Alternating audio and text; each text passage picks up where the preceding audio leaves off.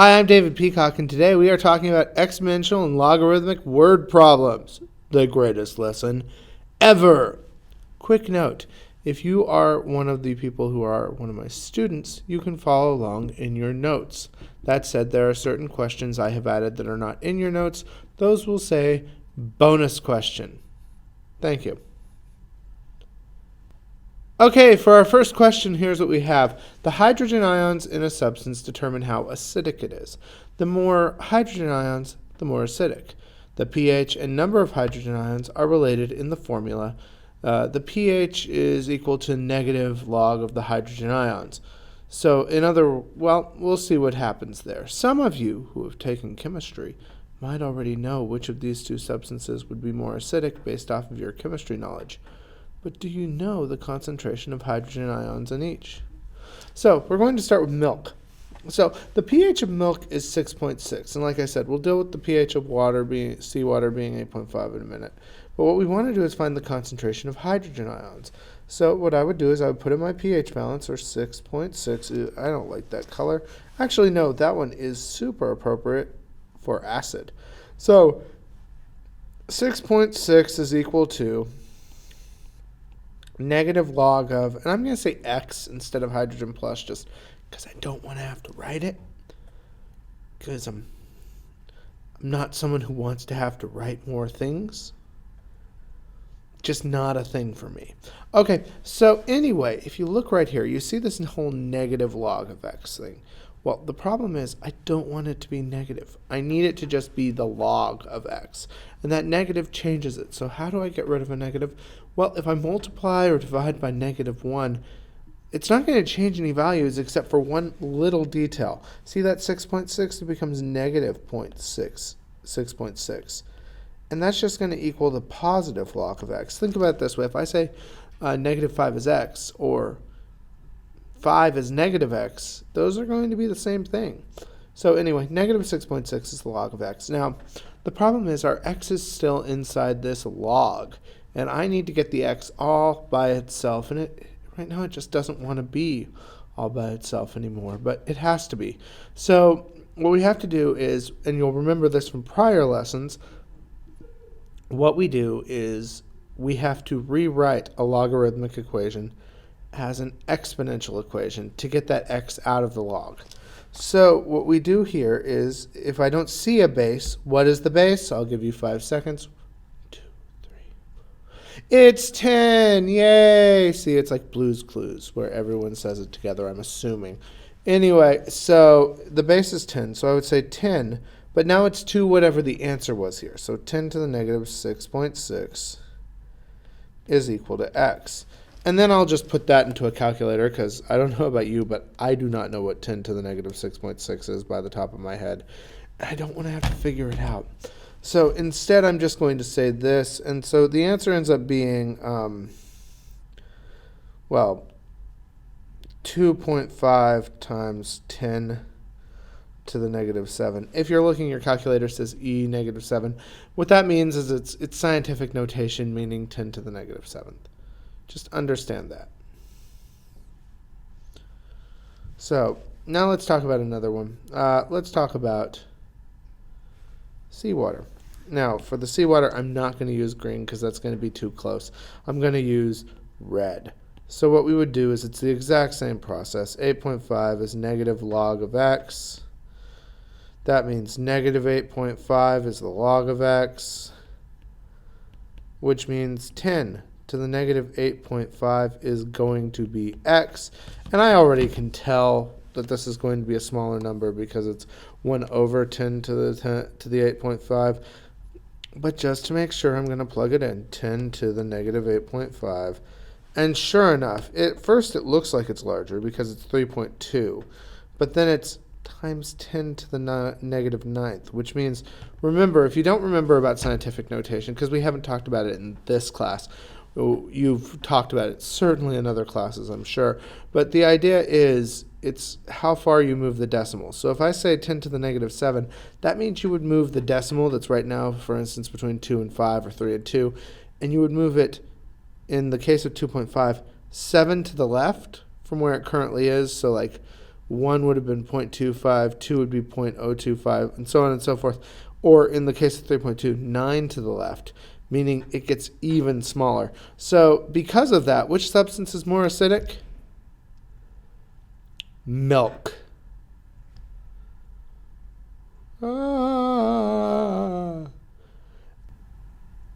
And now it's time for a bonus question 1. Bonus question 1. As a teacher, I'm always looking for fun ways to make money. I recently started a new business called Tutor. The concept is this. So many students are wanting my help because I'm such an amazing teacher. The problem is, I just don't have enough time for people to come in. That's why I came up with this great multi-level marketing company. Tutor is not an actual company. I do not charge for tutorials. Tutor!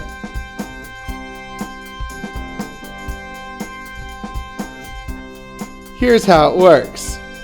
See, that's me right there at level 0. Well, I feel I can tutor up to 3 students with my current schedule, and I charge $6 an hour. Student 1, 2, and 3. Well, each of those students can tutor up to 3 students. They charge $6 an hour, and I'll take 33%. Now you may be going, that's not fair, but remember, they're using the knowledge they got from me. So, that seems fair to me. And the great thing is, each of those students can tutor up to 3 students, and they can charge $6 an hour. The students who tutor them will also take 33%, and I'll take the 33%. So as you can see, level 1 is getting 33% from level 2. Level 2 is getting level 2 will get 33% if we have a level 4, and it theoretically can continue forever.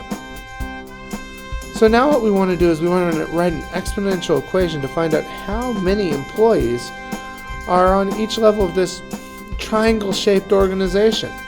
So what we would do here is we would say that y is equal to, let's see, the initial number of people in this company was just me. So 1 times, each time there are 3 times more to the x. And that would be our power. And so x is going to be the number of people on that level. So for instance, if we're talking about, let's say, level 2, that would be 1 times 3 squared, or 9, which, fun fact, there are 9. On level 3, it's 1 times 3 cubed, and sure enough, there are 27. And if you look at level 4, there are 81. So there you go. So how many employees would Tutor have on level 10? So what we do is we say 1 times 3 to the 10th. And let's find out on level 10 how many people are working for this wonderful and definitely not pyramid-based organization. 59,049 are there on level 10. And just imagine how many there would be on level 11 or 12. It's a great process, and soon everyone could be a tutor.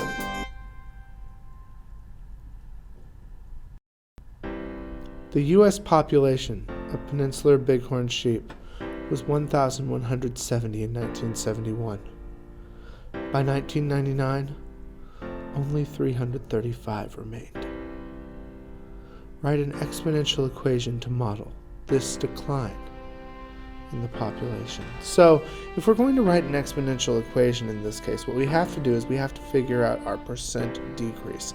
And we don't know that yet. But what we do know is our initial value was 1,100. So, you know what? I'm going to write this a little smaller because it's going to take a while. 1,170 times x, because I don't know what our percent increase or decrease is, to the how many years? So from 1971 to 1999, it's 28 years. And in those 28 years, only 335 remained. Now, we're about to do something that we're going to be seeing a lot. Our first step here is, I have an exponent, but I want that by itself. So what I'm going to do is I'm going to divide both sides by the number with it. So in this case, I'm dividing both sides by 1,170. So my first step is to find out what 335 divided by 1,170 is. And in this case, that means 0.28. Well, you know what? 28.29 is about x to the 28th.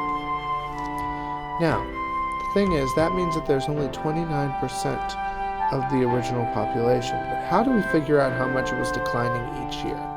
Well, the way we do that is by getting rid of that 28th power to just get x. Now, that means that we would find the 28th root, but I don't want to try to write 28th root, especially not in a calculator. So remember, another way of writing 28th root is to multiply both sides by 1 over 28. That means the 28th root. So I'm going to take the number I just got and do 1 over 28. And I'm going to end up getting that x is about 0.96. So our final equation would be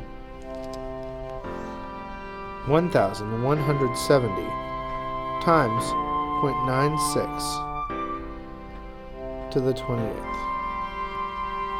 Oh, sorry, we wouldn't say to the 28th as the equation. We'd just say to the x, because this works for all numbers, and that's our final equation. So now let's move on to part 2. In what year might only 5 bighorn sheep remain in the United States?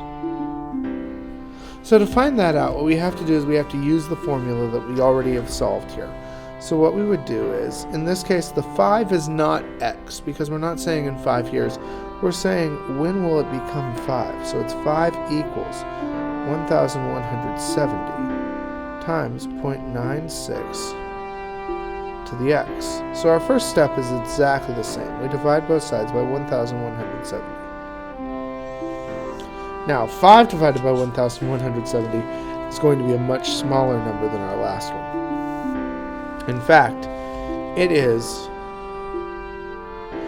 means that I'm going to have to go more than 2 spaces. I'm going to say 0.96 is approximately 0.96 to the x is approximately 0.0043. So I'm going 4 digits. Now, remember, now that we have an x in the exponential section, we have to do the opposite of what we did earlier. Instead of going from log to exponent, we're going from exponent to log. So what we would say is log base 0.96 to the 0.0043 is approximately x. Now, our next step here is going to end up being just solving. Now, as you might remember from the last lesson, we can use change of base formula, which is log of 0.0043 over log of 0.96. If you have a TI-84, you can also just plug this into your calculator as that if you don't want to, although I actually recommend change of base formula. I find it easier. And what you end up getting is that x is approximately 133.49. So about a year, 133 and a half years, which means 5 bighorn sheep will remain in the year, well, let's see, we have to do 1971 plus 133, which means in the year 2104, in about June of that year, there will only be 5 bighorn sheep left. Thank you for listening, and please donate.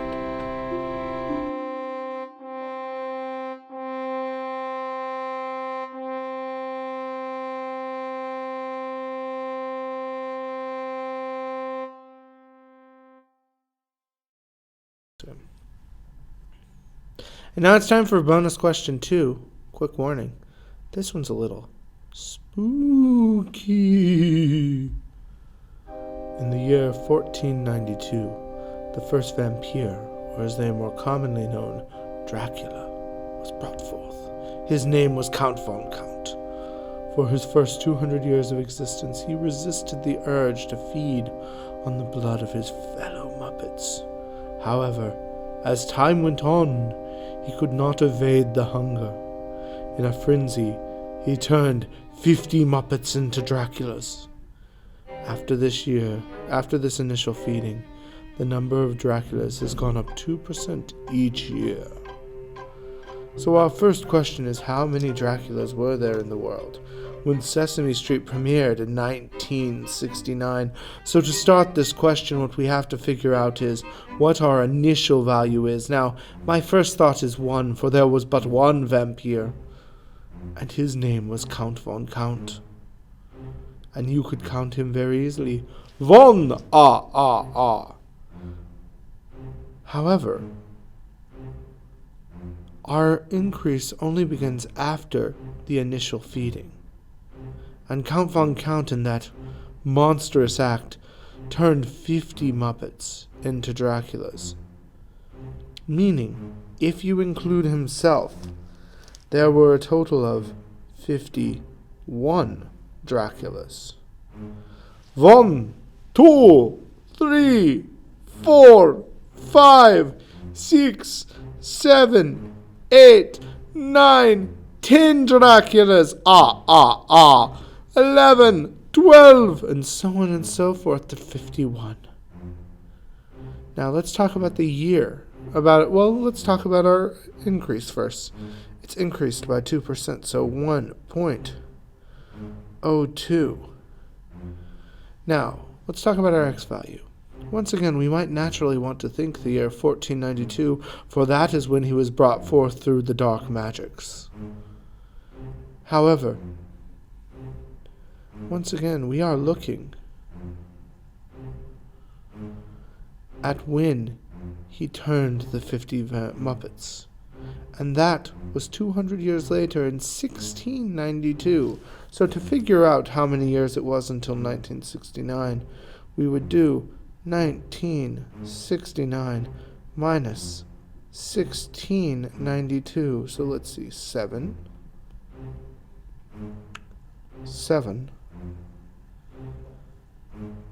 277 years. So we would raise that to 277th power. And when we do that, and we put it into our forms of calculation,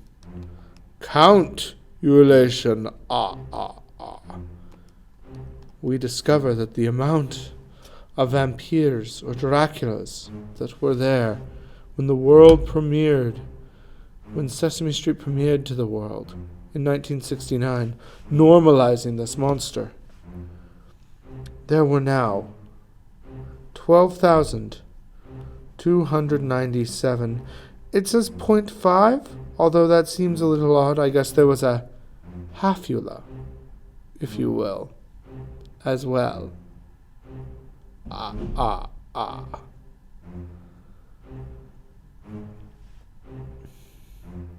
Now there is a second question.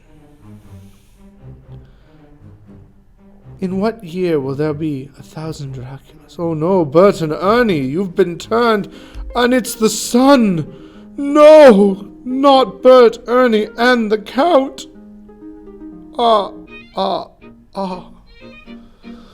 So let's plug in our values. 100,000 equals 51 to the 1.02 to the x power. So our first step is to divide a 100,000 by 51. At which point we get 1960.78 is approximately 1.02 to the x. At which point we must get our x by itself. And so we switch this into a log. It is log base 1.02 to the 1960.78 is equal to, or is approximately, x. And let's plug that into our calculator. Answer divided by log of 1.02. And you end up receiving our answer of x is approximately 382.83.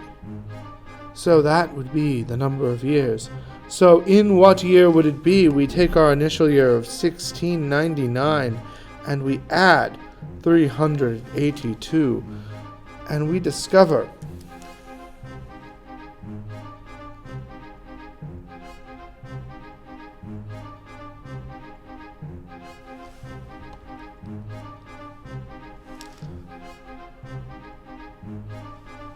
that our answer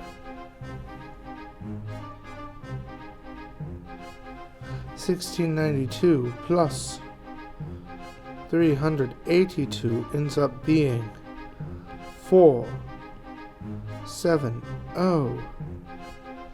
In the year 2074, there will be 100,000 Draculas, even with the sun.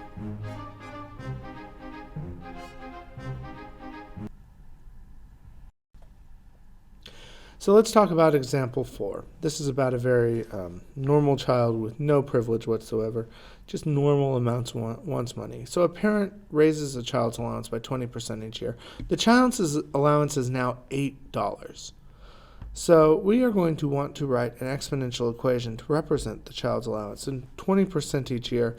So what we know is that the initial value is $8. And that it's increasing by 20. So we do 1 plus 20%, or 1.2, to the number of years. Hey, look, he seems very happy. Money, money, money! All right.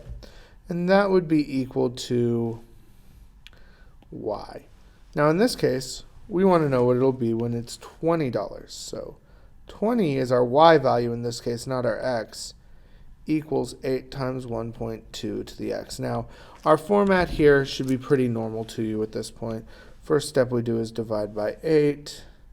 20 divided by 8 is going to end up being 2.5.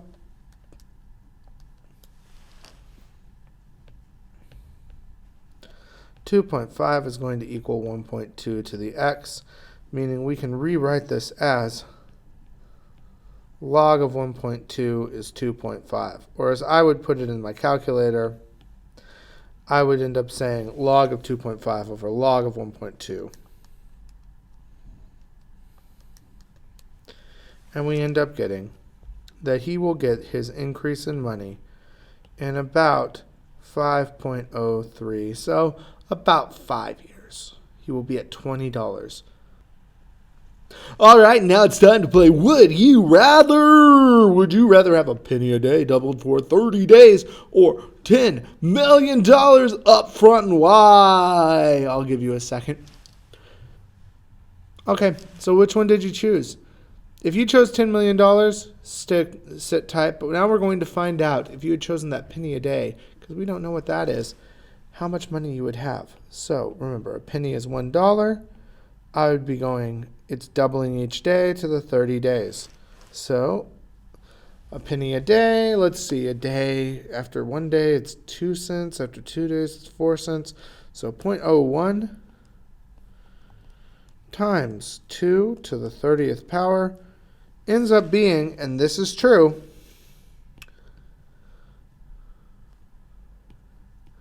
10737,418.24. Let's see. Whoa, that ends up being $10 million, $737,418.24. That's right. If you had chosen to have that penny a day doubled, you would have over $10 million in just 30 days. All right, so let's look at example 5. So for example 5, we have an investment of $100, which is now valued at $149.18.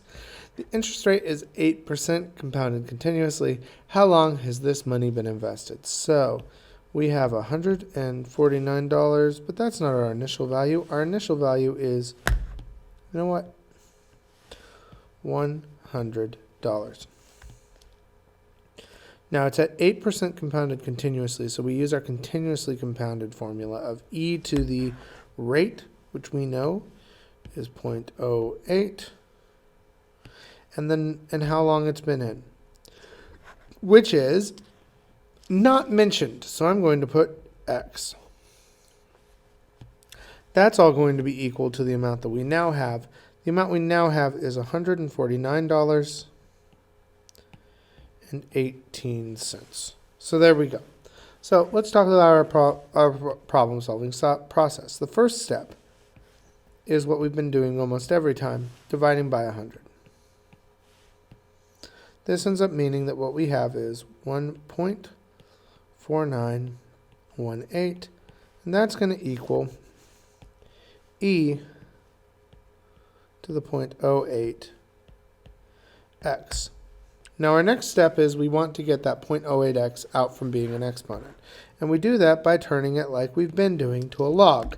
But because we have log base e, we rewrite that as log n, or natural log. So we will write ln 1.4918 is equal to, is equal to 0.08x. Now let's do our math real quick. So let's see.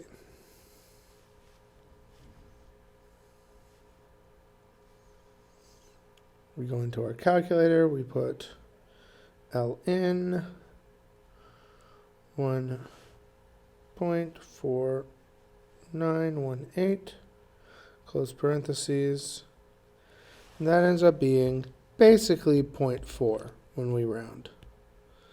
And that's going to be 0.8x. Then we divide by 0.808 from both sides. Not 0.08x, just 0.08. And we end up getting 5 is about x. It's a rounded number. It's not actually exactly that. So it was about 5 years. All right, let's try this one. So it says an investor sold.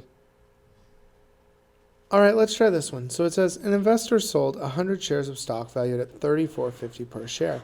The stock was purchased at $7.25 per share 2 years ago. So what we're going to be using, find the rate of continuously compounded interest in the investment. Please note, stocks don't actually get continuously compounded interest. This is just, we're seeing what the rate would have been if it was a savings account instead. So in this case, 7.25 is our p-value times e to the, we do not know our rate, but we do know it was 2 years, equals 34.5. Now you may go, why aren't you worrying about the 100? Because the rate for one share is going to be the same for 100 shares. So our first step is, once again, we divide. In this case, we divide by 7.25. So 34.5 divided by 7.25 is, we end up getting 4.76 is about e to the 2x, at which point natural log of 4.76 equals 2x, or is about 2x. So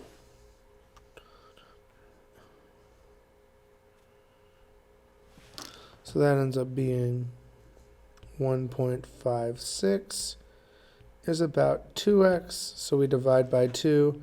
0.78 is about x, or 78%, which is an amazing return on investment and very rare.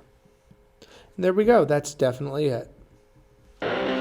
Wait, what's that? Is it a bonus question? Thanks to the huge success of the Mountain Dew General Store, as well as the introduction of Mountain Dew Ice, which is nothing like Sierra Mist, shares in PepsiCo have been growing exponentially. One share in 1978 was worth a mere $57. In 2018, a share is now valued at $121.76. Write an equation for the continuously compounded interest of someone who bought 100 shares in 1978. So let's talk about our initial amount. Remember, a single share is going to end up being the same as if we're talking about all of them. So here's what we do. 1.57. That was our initial value. In this case, it's 1.57 times e to the x, and then 40 is equal to 121.76. So our first step is 121.76 divided by 1.57.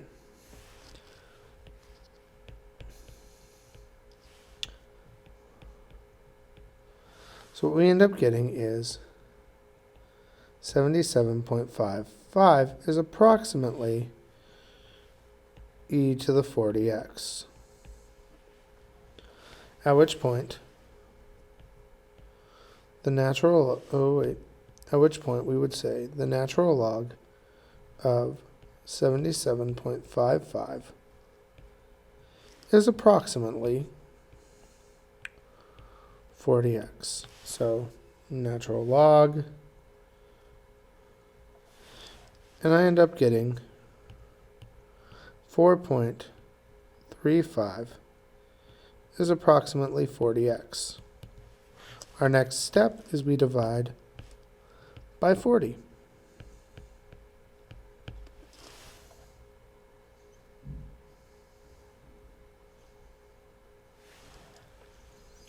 And that means x is approximately 0.11 or 11%. And there we go. That's it. Thank you very much. I hope you had fun. If you would, please like, subscribe, all that jazz. And here you go. Bye. Mountain Dew!